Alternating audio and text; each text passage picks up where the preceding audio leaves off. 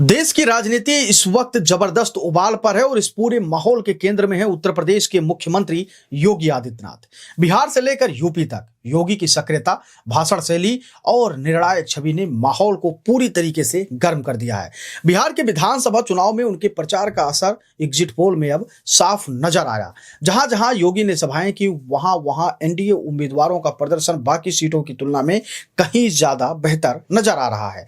यह नतीजे इस बात की गवाही देते हैं कि योगी का प्रभाव अब सिर्फ यूपी तक सीमित नहीं रहा, बल्कि वे राष्ट्रीय स्तर पर भाजपा की एक बड़ी चुनावी ताकत बनते जा रहे हैं। योगी आदित्यनाथ की राजनीति की सबसे बड़ी खूबी यह है कि वे प्रतीकवाद और रणनीति दोनों को बाखूबी जोड़ लेते हैं। बिहार प्रचार के बाद उन्होंने यूपी में भी अब पूरी रफ्तार से एक नई राजनीतिक मुहिम शुरू कर दी है। पहला कदम था राष्ट्रवाद और एकता का संदेश। गुजरात जाकर मुख्यमंत्री योगी आदित्यनाथ ने स्टैच्यू ऑफ यूनिटी पर सरदार वल्लभ भाई पटेल को श्रद्धांजलि दी। यह श्रद्धांजलि देना सिर्फ एक औपचारिकता नहीं थी, बल्कि एक संदेश था कि योगी आदित्यनाथ खुद को सिर्फ प्रदेश का नेता नहीं बल्कि राष्ट्रीय विमर्श का हिस्सा बना रहे हैं। यूपी के हर जिले में सरदार पटेल की जयंती पर कार्यक्रम करवाना भाजपा कार्यकर्ताओं को अखंड भारत के विचार से जोड़ता है। यह एक सुविचारित प्लानिंग थी जो संगठन को वैचारिक रूप से सशक्त करती है। दूसरा कदम था जो वो सबसे बड़ा था, सामाजिक आधार को फैलाना। अब तक विपक्ष जिस मुद्दे पर भारतीय जनता पार्टी पर बार बार हमला करती थी, यानी कि भाजपा सिर्फ कहती थी कि ठाकुरवाद और ऊंची जाति की राजनीति करती है, उस पर भी योगी ने करारा जवाब दे दिया है और जोरदार हमला बोला है। उन्होंने भगवान बिरसा मुंडा की जयंती पर सेवा पखवाड़ा का आयोजन कर दलित, आदिवासी और पिछड़े वर्गों को जोड़ने की पहल की है। उन्होंने मंच से कहा कि भगवान बिरसा मुंडा वो महानायक थे जिन्होंने अंग्रेजों के खिलाफ आदिवासी समाज को एकजुट किया और भारत की आजादी की नींव रख दी।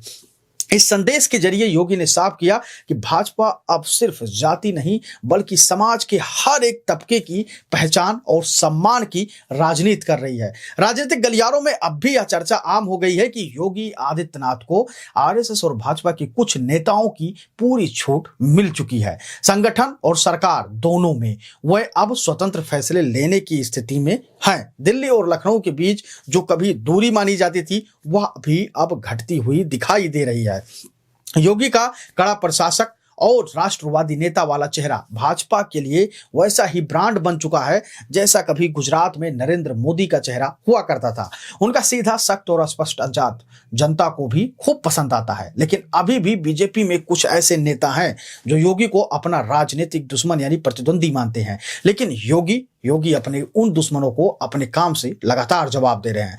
दिल्ली ब्लास्ट के बाद जब उन्होंने कहा कि उत्तर प्रदेश में आतंकियों को जहन्नुम भेजने का हम काम करेंगे, तो यह सिर्फ बयान नहीं था बल्कि उनके प्रशासनिक स्टाइल का ऐलान था। यह वही छवि है जिसने यूपी में अपराध और माफियाओं पर सख्ती दिखाकर जनता के बीच भरोसा कायम किया है। अब यही भरोसा उन्हें राष्ट्रीय मंच पर एक निर्णायक और दृढ़ नेता के रूप में उभार रहा है।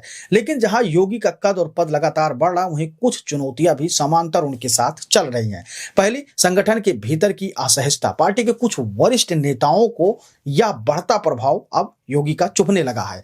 राजनीति में शक्ति का असंतुलन हमेशा हलचल पैदा करता है और योगी का बढ़ता नियंत्रण कुछ पुराने नेताओं के लिए एक चिंता का विषय बन रहा है। दूसरी, ध्रुवीकरण का खतरा। योगी की राजनीति का मूल आधार स्पष्ट हिंदुत्व और राष्ट्रवाद है, लेकिन अगर यह संतुलन बिगड़ा तो विपक्ष इसे कट्टर छवि बनाकर पलटवार कर सकती है। अखिलेश यादव और चंद्रशेखर आजाद जैसे नेता पहले ही योगी आदित्यनाथ पर ठाकुरवाद और सामाजिक भेदभाव की लाइन को भुनाने की कोशिश करते रहे हैं। तीसरी सबसे बड़ी चुनौती, जनता की उम्मीदें। योगी आदित्यनाथ ने पिछले कुछ सालों में ऐसा मानक स्थापित किया है जो इतिहास बन गया है, जहां जनता उनसे सिर्फ वादे नहीं और अब नतीजे चाहती है। बेरोजगारी, महंगाई, किसान और स्थानीय विकास जैसे मुद्दे अब धर्म और सुरक्षा से आगे निकलते हुए दिखाई दे रहे हैं। अगर इन मोर्चों पर अपेक्षाएं अधूरी रह जाएं तो विपक्ष इन बिंदुओं से हमला तेज कर सकता है।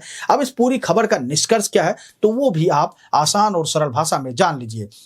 इसमें कोई शक नहीं है कि योगी आदित्यनाथ आज भाजपा के सबसे लोकप्रिय और दमदार चेहरों में एक हो गए हैं। उनकी सक्रियता, भाषण शैली, सख्त प्रशासन और जनता से सीधा संवाद सब मिलाकर उन्हें बाकी नेताओं से बिल्कुल अलग खड़ा करता है। उनकी नई चाल, जिसमें राष्ट्रवाद, सामाजिक न्याय और विकास तीनों को जोड़ा गया है, 2027 के चुनाव तक भाजपा की सबसे बड़ी ताकत बन सकती है। ये सारी चीजें, लेकिन राजनीति का सच यह भी है कि हवा हमेशा एक दिशा में नहीं रहती। लोकप्रियता को अस्थायी शक्ति में बदलने के लिए संगठन की मजबूती, टीम की एकता और जनता का भरोसा तीनों साथ होने चाहिए।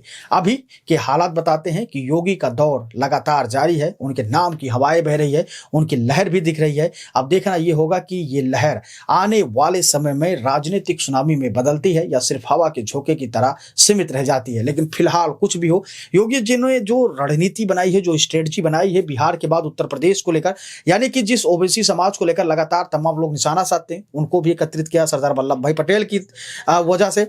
और उसके बाद अब जिस बिरसा मुंडा जी को लेकर जिस प्रकार से दलित, आदिवासी, शोषित लोगों के लिए वो बात कर रहे हैं और सेवा पखवाड़ा के नाम से उसको मना रहे हैं, लगातार कार्यक्रम कर रहे हैं, उससे भी कहीं ना कहीं फायदा होने वाला है। दूसरी सबसे बड़ी चीज की बिहार में जिस प्रकार से योगी ने शंखनाद किया था, हुंकार भरी थी, उससे स्पष्ट बहुमत एनडीए के पास हो गया है। और कहा यह जा रहा है कि योगी का स्ट्राइक रेट शानदार रहा है और योगी का सारे लोग जो हैं वो प्रशंसक बन गए हैं और योगी की बातें जनता के दिलों पर जादू का काम किया है, खासकर बिहार में। आप अपनी राय हमको जरूर दीजिएगा और बताइएगा कि योगी आदित्यनाथ ने जो चीजें यहाँ पे स्टेब्लिश कर रहे हैं 2027 के चुनाव को लेकर और जिस तरीके से वो स्वतंत्र होकर निर्णय ले रहे हैं, उनको लेना चाहिए या फिर सबको केशव प्रसाद मौर्य, अमित शाह या सबसे मिलकर सामंजस्य बैठाकर जैसा वो कहें वैसा करें। आप अपनी राय हमको जरूर दीजिएगा, क्योंकि आपकी राय हम बेहद महत्वपूर्ण होती है और आपकी राय हम सुनते हैं, पढ़ते हैं और जानते हैं। धन्यवाद।